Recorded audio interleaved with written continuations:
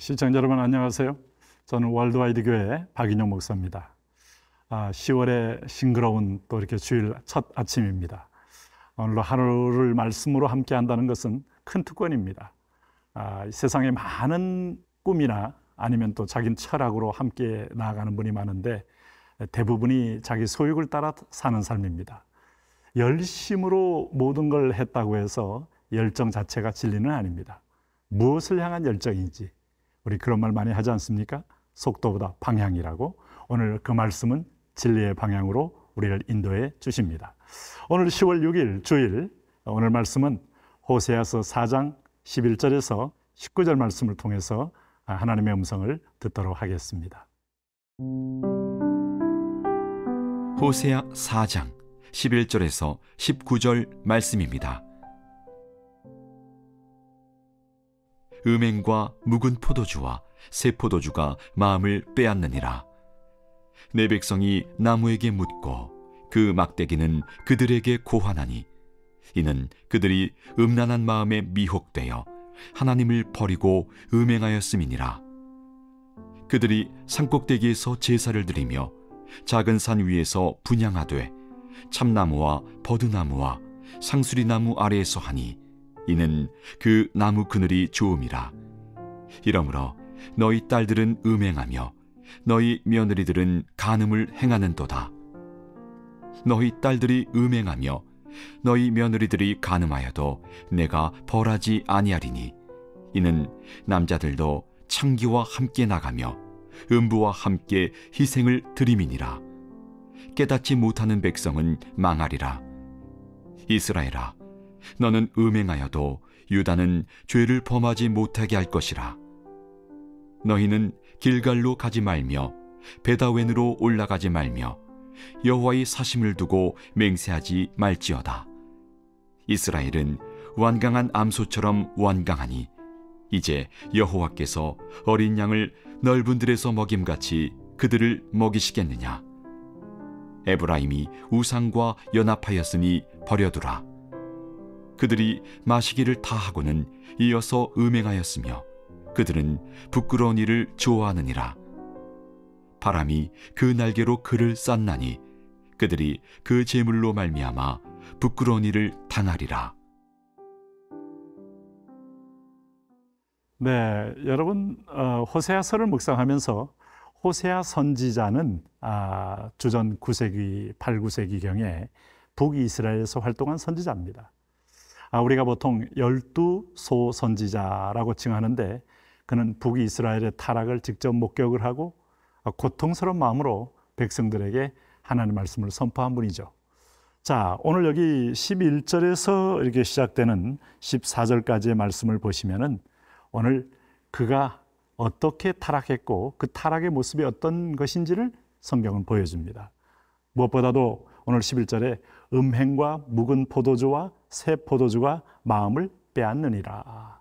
이들이 포도주와 음행, 사실은 지금도 아마 2000년이 훨씬 지났어도 여전히 그 음행과 포도주는 상관관계가 깊게 있지 않습니까?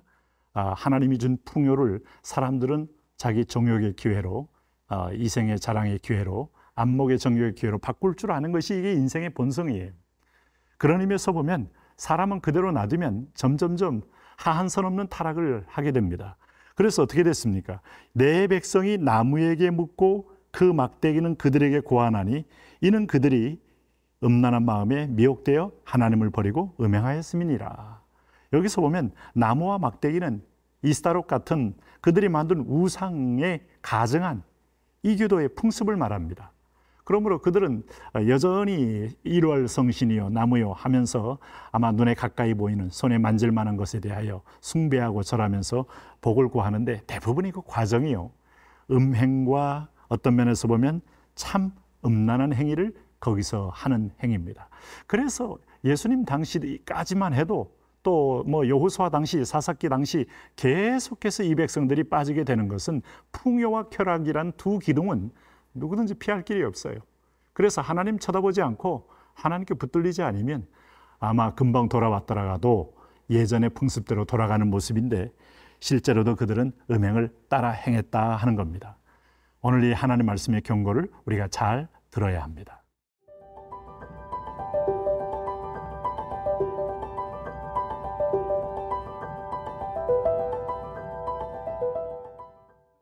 자, 호세아는 그런 의미에서 보면 죄에 빠진 이스라엘에 대해서 결국은 하나님은 두 가지입니다. 하나님 우리를 구원한 목적은 이사야 53장에도 나와 있지 않습니까? 이 백성은 내가 나를 위하여 지었나니 나 여호와를 찬송케 하려 함이니라. 찬양 속의 영광을 받으며 우리에게 복을 줌으로써 그 복에 기쁨이 찬미로 올라오기를 원하시는 거예요. 하나님의 소위 딜레마가 여기에 있습니다. 뭔가 우리가 필요한 걸 주면 그걸 받고 우리는 우상에게로 향하는 참 인간이 끈질긴 하나님을 배반하는 그런 역사가 인류의 역사입니다. 하나님은 은혜를 베풀고 우리는 배반하고, 이것이 문제입니다. 오늘 그럴 때 하나님은 징계합니다. 믿지 않는 자는 징벌합니다.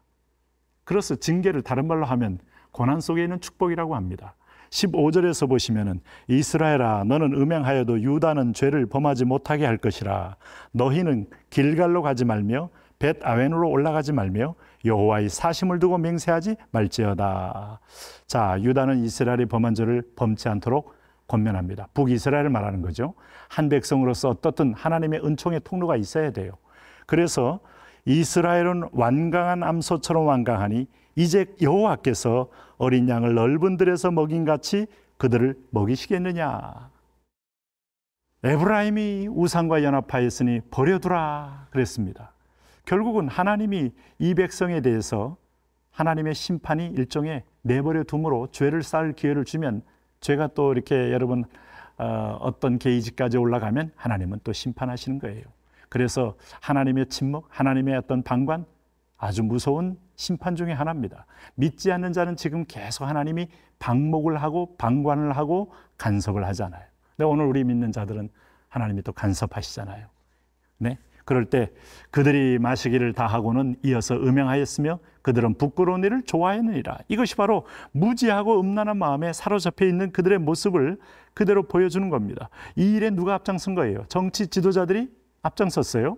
그리고 바람이 그 날개로 그를 쏘았나니 그들이 그 재물로 말미암아 부끄러운 일을 당하리라. 결국은 내가 하나님을 배신한 그것으로 인하여 그 열매를 내가 따먹음으로 망하는 경우가 얼마나 많습니까? 사사기에 보면은 송아지 신을 섬겼는데 송아지에 의해서 오히려 손모는 막대기로 진멸당하는 모습을 보면 하나님은 그들의 숭배 대상으로 하나님은 그들을 징계하는 걸 볼 수 있어요.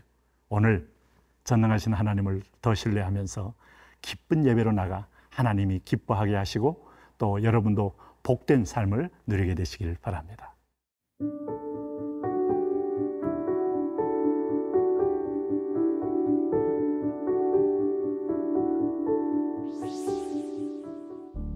하나님 아버지, 오늘 우리가 호세아의 경고를 깊이 마음에 새기며 하나님의 마음을 알고 순종하며 살게 하여 주옵소서. 예수님 이름으로 기도합니다. 아멘.